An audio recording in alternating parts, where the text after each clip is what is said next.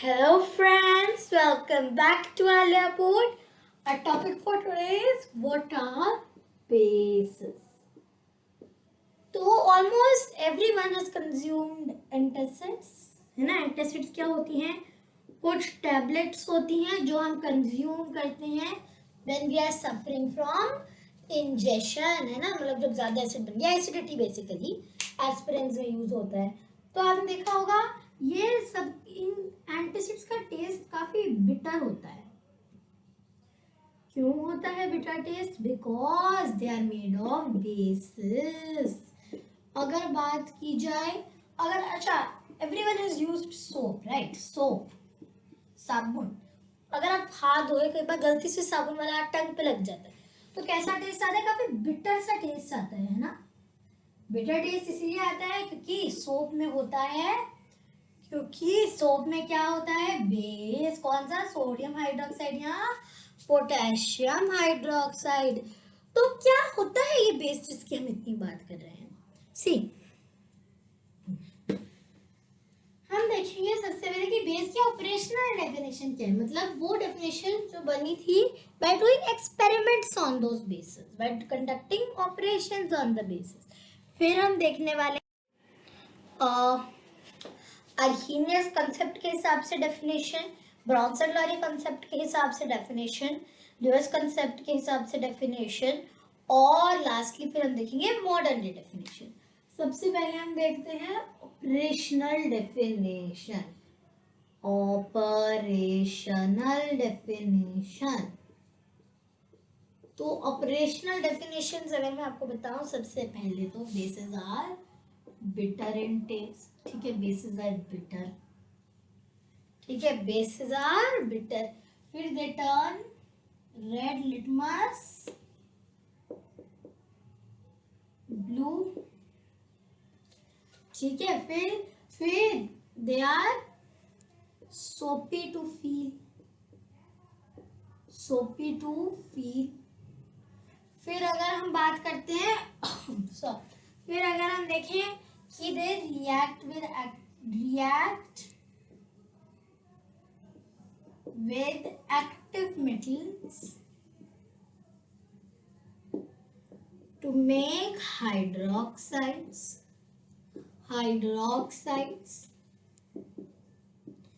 ठीक है, फिर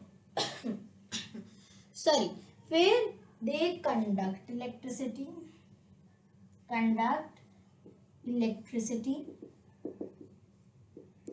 ठीक है, then they lose their basic property. जो इनका बेसिक प्रॉपर्टी है वो गायब हो जाता है, वैनिश हो जाता है. लूज देयर बेसिक प्रॉपर्टीज कब? When in contact with acid. मतलब एसिड की हम बात कर चुके हैं, राइट? एसिड वो सब्सटेंसेस हैं जिनको जब पानी में घोला जाए, पानी में डिसॉल्व किया जाए तो वो एच पॉजिटिव आयंस देते हैं. मैंने अलग वीडियो भी बनाया है. तो जब ये एसिड के कांटेक्ट में आते हैं bases, then they lose their basic properties. ठीक है, तो ये तो हमने देख लिया ऑपरेशनल डेफिनेशंस, और ये काफी इनके साथ चली थी 1903 तक. 1903 में आया Arrhenius concept given by sir Svante Arrhenius. Arrhenius concept के हिसाब से एक बेस क्या होता है? रुको मैं यहाँ लाइन बना देती हूँ. ठीक है, अर्हीनियस कॉन्सेप्ट के हिसाब से बेस क्या होता है? एक काम करते हैं, ऐसे कर लेते हैं.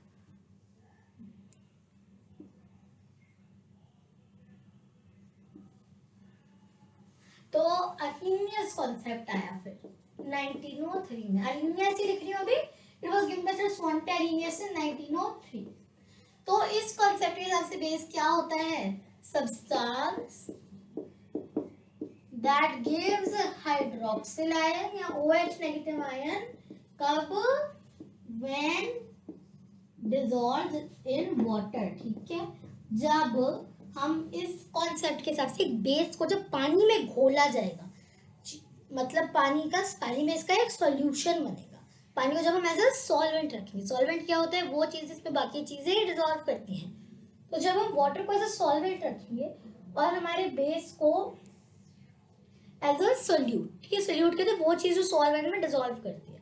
अगर हम बेस को सोल्यूट रखें और एसिड को सॉल्वेंट रखें तो फिर जब आयनाइज होगा तो फिर OH नेगेटिव आयन देगा. For instance NaOH also known as caustic soda, sodium hydroxide.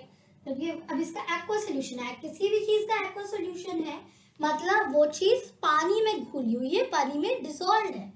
तो NaOH के एक्वा सोल्यूशन जब NaOH का एक्वा सोल्यूशन डिसोशिएट होगा तो क्या मिलेगा? Na positive ion and OH negative ion. और ये दोनों किस स्टेट में होंगे? Aqua state. Once again I repeat, aqua state का मतलब होता है कि ये पानी में घुला हुआ है, डिसॉल्व्ड इन वाटर.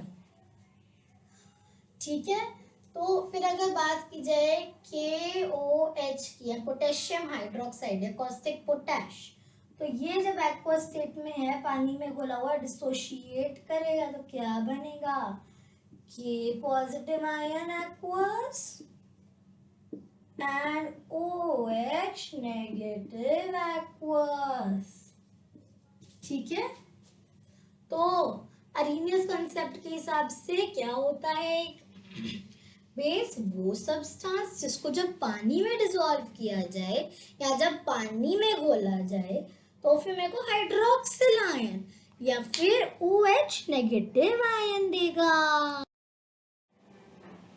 ठीक है. So I hope it is clear कि what is a base according to the Arrhenius concept. Arrhenius concept. Once again I repeat, according to Arrhenius concept, वो substances which give OH negative या hydroxyl ions कब? When dissolved in water are called bases. और ये theory दी थी sir स्वॉन्टे Arrhenius ने 1903 में. अब हम बात करते हैं ब्रॉन्स्टेड-लॉरी कॉन्सेप्ट के हिसाब से डेफिनेशन की. ब्रॉन्स्टेड-लॉरी कॉन्सेप्ट, ये कॉन्सेप्ट कब दिया था?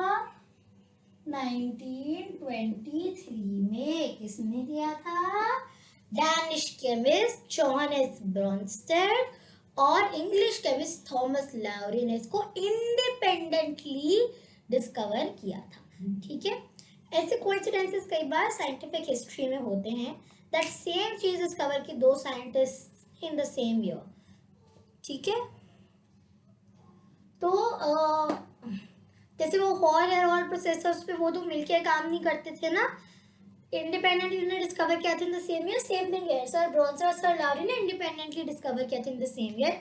However they did not work with each other. So Brønsted-lorry concept के हिसाब से एक बेस क्या होता है? A base is a substance that accepts proton या फिर H पॉजिटिव आयंस कब? by any method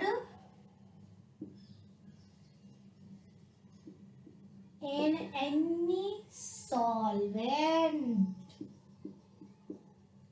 मतलब ये वो चीजें हैं जो प्रोटॉन्स को या H पॉजिटिव आयंस को एक्सेप्ट करेंगी, लेंगी by any method, किसी भी मेथड से किसी भी सॉल्वेंट में. Not only water but in any solvent. Solvent once again repeat, वो चीज है जिसमें बाकी चीजें डिसॉल्व करती हैं.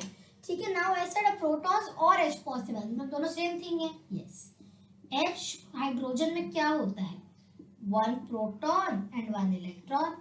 H पॉजिटिव बना दिया मतलब एक इलेक्ट्रॉन भी गया, बचा क्या? सिर्फ एक प्रोटॉन.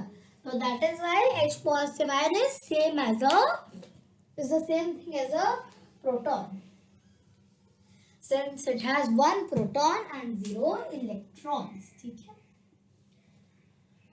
So अगर मैं आपको कुछ एग्जांपल्स दूं, जैसे इसके हिसाब से NaOH का कैसे होता है? NaOH का एक्वा स्टेट है, जब ये डिसोशिएट करेगा तो क्या बनेगा? देखो NaOH प्लस वाटर अगर लिखा जाए, हम क्या कह रहे हैं? It is going to accept proton, मतलब H पॉजिटिव लेगा, तो NaOH2 पॉजिटिव है ना, H ले गया, साथ में एक पॉजिटिव चार्ज भी आ गया इसका, तो H पॉजिटिव और OH नेगेटिव बन गया, ये अपना पॉजिटिव चार्ज लेगी यहाँ आ गया, तो और बचा OH नेगेटिव, तो दिस इज मेड, तो इसका क्या बन जाएगा, Na positive and water, Na positive and water, तो H2O, तो इससे बनेगा Na पॉजिटिव एंड वाटर। तो यहाँ पे ये आयन बन गया Na पॉजिटिव और वाटर। तो यहाँ पे कैसे हुआ है, देखो यहाँ पहले एक प्रोटॉन एक्सेप्ट कर लिया, चलो KOH के एग्जांपल से समझाते हैं। वो एक्वस स्टेट में है, ये आयन एक्वस है, ठीक है, जगह नहीं है इसके लिए लिख नहीं रही हूँ। वाटर, देखो क्या बनेगा, पहले ये एक ये H पॉजिटिव और OH नेगेटिव बन जाएगा, H पॉजिटिव कहेगा KOH, अब मैं आपके साथ आ रहा हूँ, KOH विल ग्लैडली एक्सेप्ट, तो KOH प्लस HKOH2 और साथ में एक पॉजिटिव चार्ज ले आएगा और बचेगा OH नेगेटिव, ठीक है। फिर उससे क्या बन जाएगा, K पॉजिटिव अलग करेंगे और वाटर अलग हो जाएगा, K पॉजिटिव एंड वाटर, ठीक है। तो I hope it is clear that what is a base according to the Bronsted-Lowry concept. What is a base according to the Bronsted-Lowry concept? ये वो substance है which will accept protons by any method in any solvent, ठीक है। For example, caustic soda NaOH and caustic potash KOH. अब हम देखते हैं अपना अगला concept, Lewis concept, which was given by Sir Gilbert and Lewis in 1923 fall.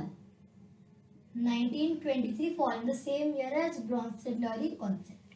And once again, it fills this Lewis concept fills the gaps of Bronsted-Lowry concept. Bronsted-Lowry concept fills the gaps of Arrhenius concept. Lewis concept के हिसाब से एक acid क्या होता है? According to the Lewis concept, एक acid क्योंकि base, अभी बेस की बात करें, बेस क्या होता है according to Lewis concept?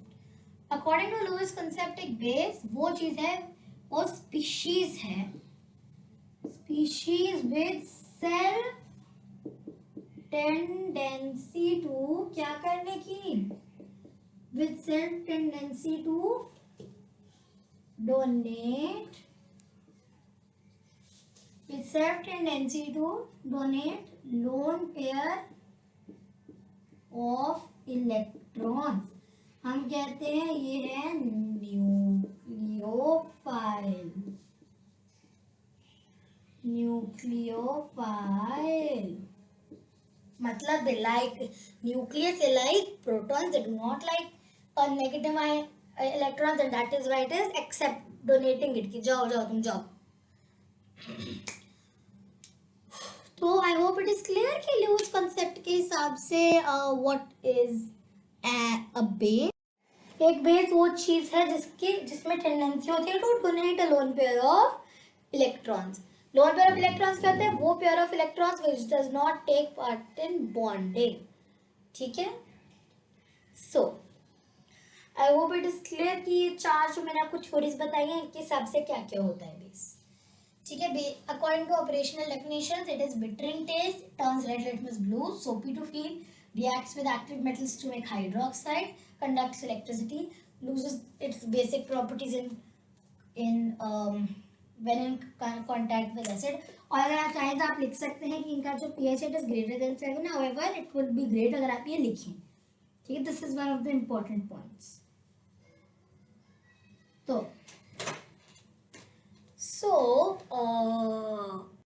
now according to Arrhenius concept, ये वो substances हैं which give hydroxyl या OH negative ions and dissolved in water.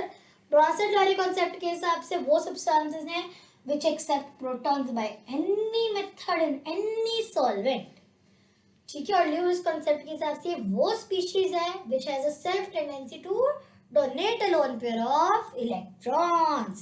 तो अब हम जाते हैं हमारी modern day definition पे। तो ओवरऑल एक बेस क्या होता है,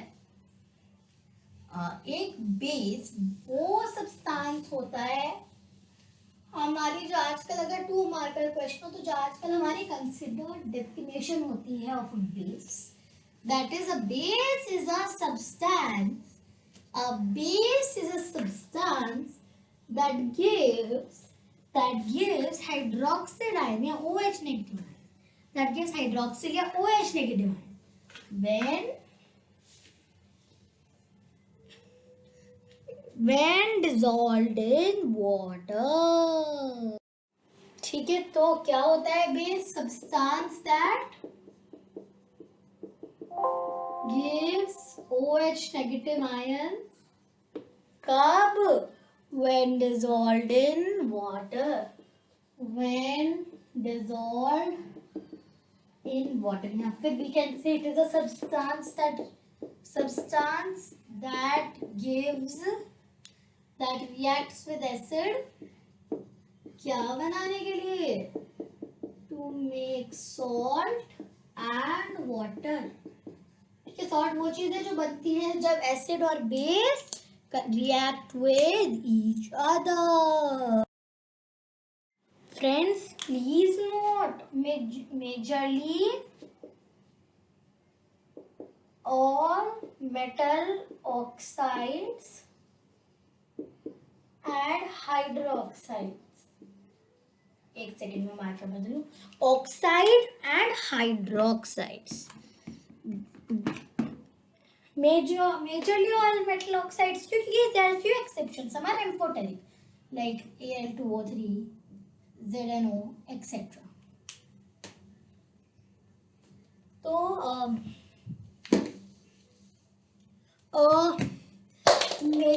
and majority of them are insoluble. So that is why जो थोड़े से हाइड्रोक्साइड्स और मेटल ऑक्साइड सॉल्युबल होते हैं, उनको उनके ग्रुप को हमने एक अलग नाम दिया है, एंड दैट अलग नाम इज alkalis या alkalis, whatever you can call it, alkalis या alkalis. तो they are, you can say, a small group in the group of bases. ठीक है, these are the soluble bases that dissolve in water. ठीक है, soluble bases, इसकी definition देखते हैं. The bases that is soluble in water या that dissolve in water. क्या करने के लिए? To give solution of pH less than 7, more than 7, and एक तो and turn red litmus blue. They make a red litmus blue. Please note, इनके solution में there is excess of OH negative hydroxyl ions.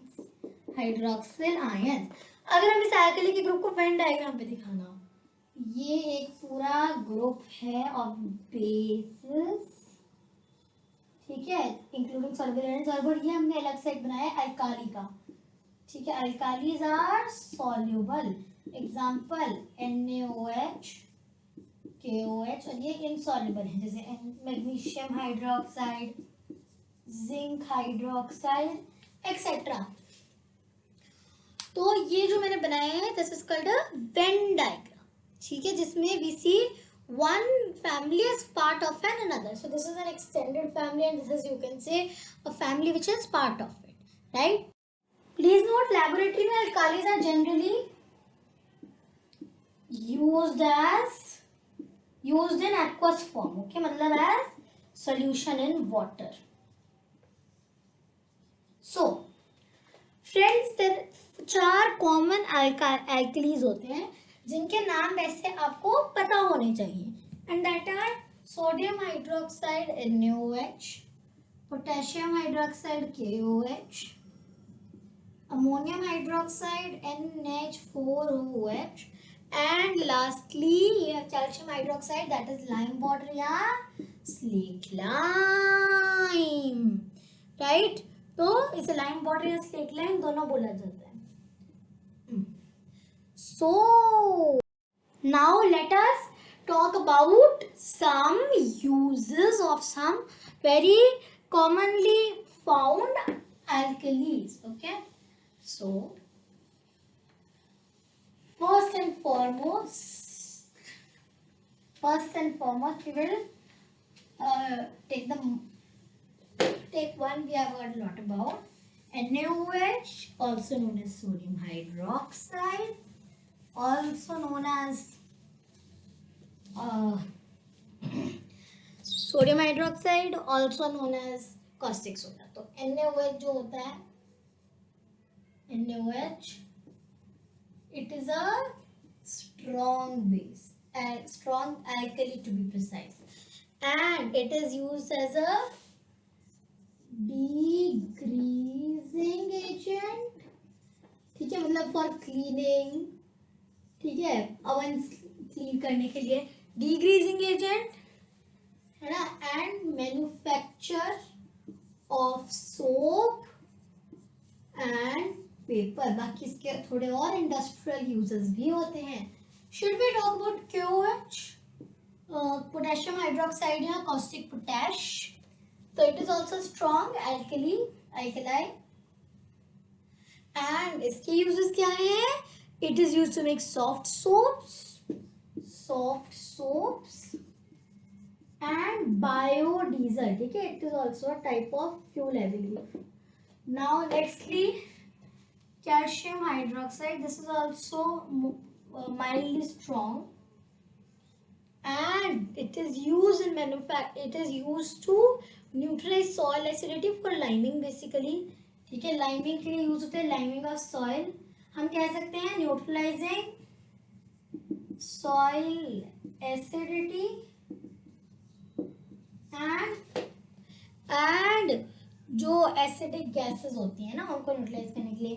I have recently told you about the flue gas desulphuriser and the liming of soil in a separate video. वहाँ पे I have told you कि liming of soil में भी calcium hydroxide use होता है, and flu gas डीसल्फराइजर में भी it is used. ठीक है, फिर बात करते हैं अमोनियम हाइड्रोक्साइड NH4OH की. This is a weak alkali, and इसके uses क्या है? Once again as a degreasing agent,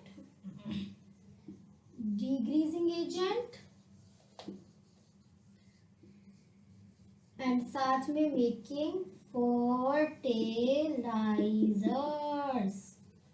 तो ये जो हमें थोड़े से alkalis देख लिया, थोड़े से ऑक्साइड्स की बात करते हैं. कैल्शियम ऑक्साइड CaO, इसकी हम बात नहीं करेंगे स्ट्रॉन्ग है या वीक है. ठीक है, तो इसके यूजेस क्या क्या है? Once again for soil acidity it is used, है ना. मैं थोड़ा सा पीछे से शुरू कर देती हूँ. न्यूट्रलाइज सॉइल एसिडिटी एक तो, and neutralising soil acidity and industrial waste. फिर साथ में क्या बनेगा? Making cement and concrete. अगर बात की जाए MgO या मैग्नीशियम ऑक्साइड की, तो इसको हम कहाँ यूज करते हैं? इन एंटासिड, इंडाइजेशन टैबलेट्स.